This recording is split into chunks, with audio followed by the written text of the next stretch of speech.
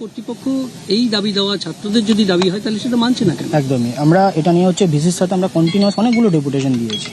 ভিসির খুব বক্তব্য মানে ভিসি স্যারের বক্তব্য ছিলেন যে যাদবপুরে ইসি নামক এক্সিকিউটিভ কাউন্সিল নামক একটা বডি আছে, যে বডি বেসিক্যালি জুটারিস অফ রিপ্রেজেন্টেটিভ আছে, ওনারা যতক্ষণ না কোনো একটা জিনিস পাস করছেন ইসিতে ততক্ষণ পর্যন্ত কোনো কিছু ক্যাম্পাসে হবে না।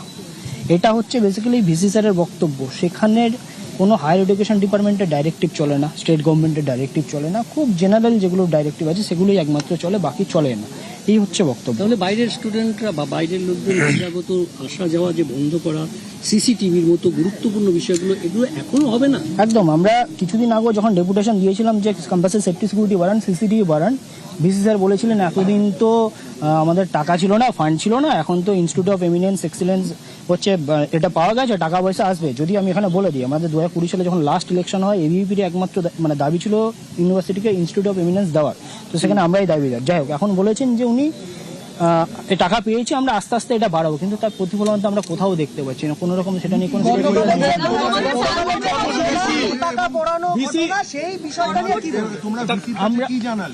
আমরা ভিসি স্যারকে পুরো ওভারঅল যে জিনিসগুলো আছে ওভার ফোনে জানাতে চেয়েছি, উনি ফোন ধরেননি, কোনো রেসপন্সও করেননি। আজকে এই যে ডেপুটেশন আমাদের হাতে আছে এটা দেওয়ার জন্য বলেছিলাম, মানে পুরো ওভারঅল ঘটনা প্লাস হচ্ছে ক্যাম্পাসে পুলিশ পিকেটিং বসানোর জন্য, যেন আমাদের সকলের সেফটি সিকিউরিটি থাকে। আমরা ক্যাম্পাসে মুহূর্তে আসিনি পড়াশোনা করতে এসেছি, আমরা বামপন্থী নকশাল ছাত্রদের দ্বারা জাতীয়তাবাদী ছাত্ররা মুহূর্তে আসিনি ক্যাম্পাসে, আমরা গরিব ঘরের ছেলে।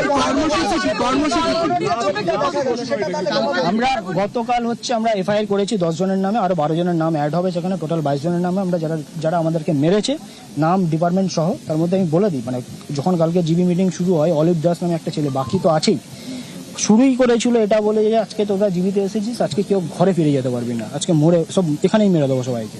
তারপরেই কিন্তু পুরো প্ল্যান মাফিক আক্রমণ হয়।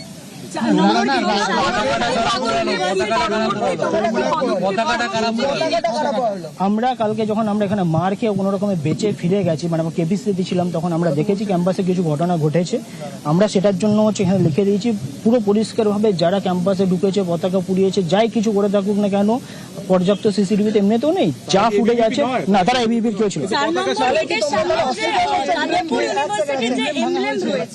বাইরে এবিভিপির ছাত্ররা ছিল এবং ভেতরে বাম ছাত্র সংগঠন ছিল। দেখা গেছে যে যারা সেই ছাত্ররা গেট টপকে যেতে গিয়ে সেই যাদবপুরের যে এমব্লেম, ওটা এমনিতে অনেকদিন থেকে খারাপ ছিল। আমরা ক্যাম্পাসে যারা রেগুলার স্টুডেন্ট আমরা জানি ওই লোগোটা প্রথম থেকেই খারাপ ছিল না, ওটা ভেঙে ওঠে কিছু প্রথম থেকেই। তোমরা কি যে গতকালের ঘটনা এই নিয়ে বিশ্ববিদ্যালয় কর্তৃপক্ষের কাছে আলাদা কোনো তদন্তের দাবি করছে? হ্যাঁ অবশ্যই, সেটাই তো আমরা সেই জন্যই তো আজকে এসেছি। উনি আজকে টাইম দিয়েছেন, কিন্তু পুলিশি তদন্ত হবে প্লাস বিশ্ববিদ্যালয় তদন্ত। আমাদের এখানে যে হচ্ছে মানে আইসিসি আছে, স্টুডেন্ট গ্রিভেন্স সেল আছে, সেখানে হচ্ছে বেসিক্যালি তদন্ত, বা যদি দরকার হয় উনি আলাদা করে কমিটি বানিয়ে করতে পারেন।